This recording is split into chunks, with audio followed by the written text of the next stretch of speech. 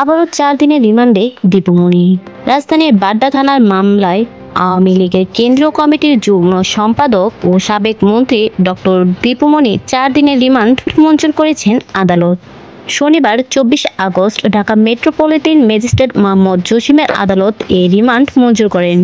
এদিন রাজধানীর বাড্ডা থানায় করা সুমন শিকদার হত্যা মামলায় তার 10 দিনের রিমান্ডে নিতে আবেদন করেন পুলিশ। এ সময় তার পক্ষে রিমান্ড বাতিল ও জামিন চেয়ে আবেদন করা হয়। অন্যদিকে রাষ্ট্রপক্ষ জামিনের বিরোধিতা করে। উভয় পক্ষের শুনানি শেষে আদালত তার 4 দিনের রিমান্ড মঞ্জুর করে।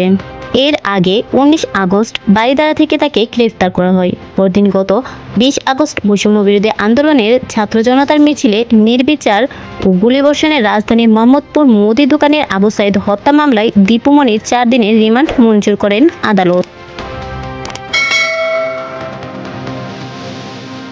Music Studio.